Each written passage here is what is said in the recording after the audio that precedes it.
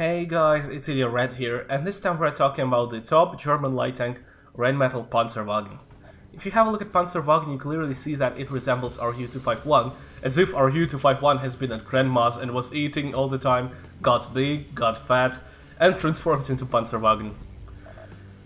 As usual, we first look at view range camo, and that is where the most interesting thing about this tank is. The special thing about Panzerwagen is 420 meters base view range, which can be boosted to some crazy numbers like 540 or something if you want to, but there is no need to go to that kind of numbers.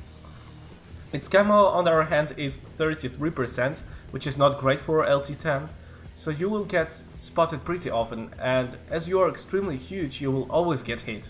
You are approximately of the size of Leopard 1, even of TVP. I think I can say that this is the largest light tank I have ever played in, because it's clearly of the size of medium. I think you can fit 3 bad shots inside it. It's funny, but in the battle it's actually painful. Whenever you are spotted, expect at least 1 shot to hit you, or better 2. Nobody ever misses you from like 300 meters. The combination of worse camo and larger size makes sense in terms of logic, but makes active scouting in this tank really problematic. Especially because there are so many lights in the teams at the moment, they YOLO rush you around and spot you a lot, and for Panzerwagen being spotted is a big problem. So to summarize, yes, it has really good view range, but it can hardly use it better than other lights use their smaller view ranges. In terms of spotting enemies, it's not better than some 13105, with only 390 meters view range, even if you boost the view range of Panzerwagen a lot. So as a scout, it's really so-so. It would be okay with such view range and camo parameters, but your huge size kills your survivability, thus making active scouting a lot less fruitful. Okay, so despite the view range, it can't perform in scouting better than the other lights. Then we will look at the gun. The gun has the best nominal accuracy among all light tanks of tier 10. It's .36, which with my crazy crew goes up to .32. Yay, sounds like we have a really good sniper in here. Well, no. Yes, it's .32 real final accuracy, but its gun handling is so horrible.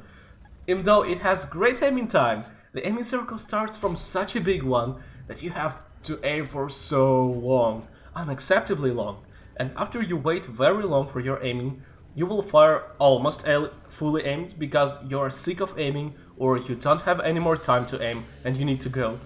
So you will fire and you will miss. This is a completely horrible rubbish gun.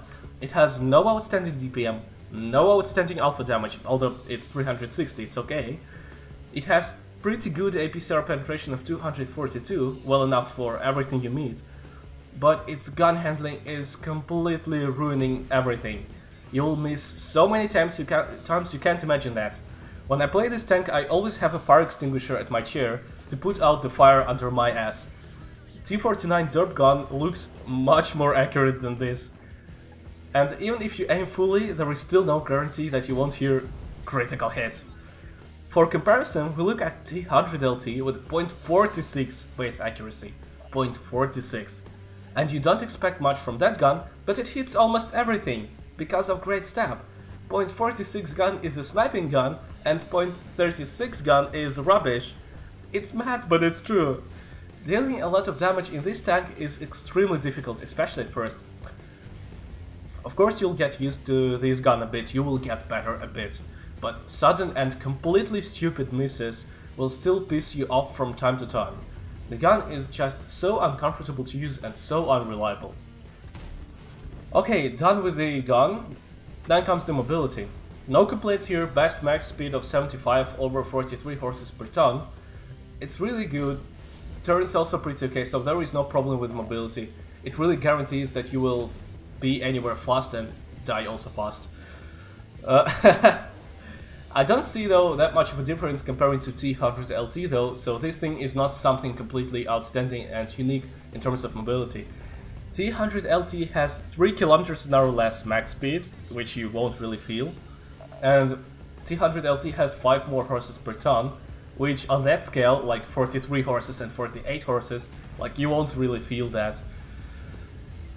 Now comes the very tricky, in this case, question. What equipment do we use here? And let me first tell you that for this tank there is no preferred set of equipment. There are a lot of options. My first choice was optics, gun rammer and vertical stabilizer. I think this battle was played with this set of equipment. We don't need vents with this kind of base view range. But the gun was pissing me off so badly that I couldn't just stand it.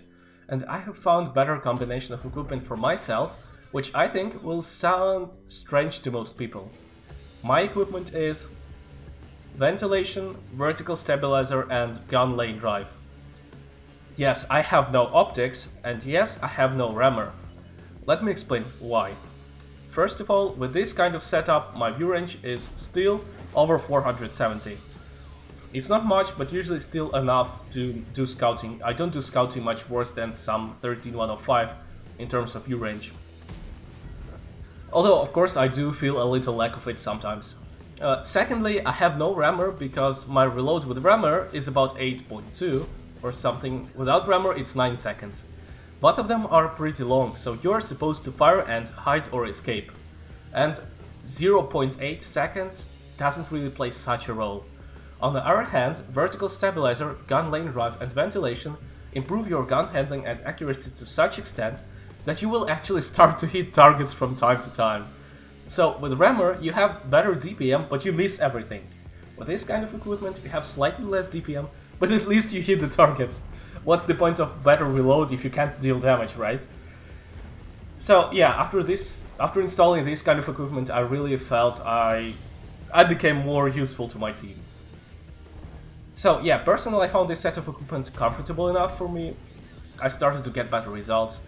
I started to hit targets and deal consistent damage, although there are still a lot of misses. Don't forget that LT10 are also meant to deal damage. They are able to deal 3 or 4k damage relatively easily. So don't only equip your tanks for scouting. The time of flights as pure scouts is over. Assault setups are more than acceptable, and in this case I tried to fix a serious drawback that kills this tank. Did it help this tank to get a lot better? Not really. Yes, it got better, yes I started to deal damage in it, and I'm still more or less okay at scouting, although clearly not the best. For me this kind of weird setup proved to be the most effective in terms of total damage, so I'll stay with it I think. Although maybe I will try something else. What I want to say is that if you get this tank, play with equipment, try all kinds of combinations. Find the set which will satisfy you. Or the set which will at least make you suffer in this tank not so much, because it's clearly not the most comfortable light. Will I recommend this tank to anyone? No. It's a weaker tank without clear strong sides that you can use effectively, and with a big number of drawbacks.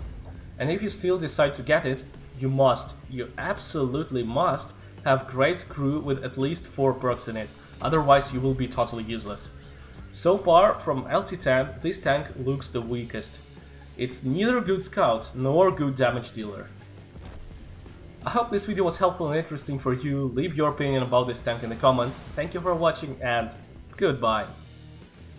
And by the way, when I depress my gun, the rear of the gun lifts above the turret. If you're curious whether it's material and takes damage, the answer is yes, it is material, and yes, it takes damage. I was curious enough to test it in the training room.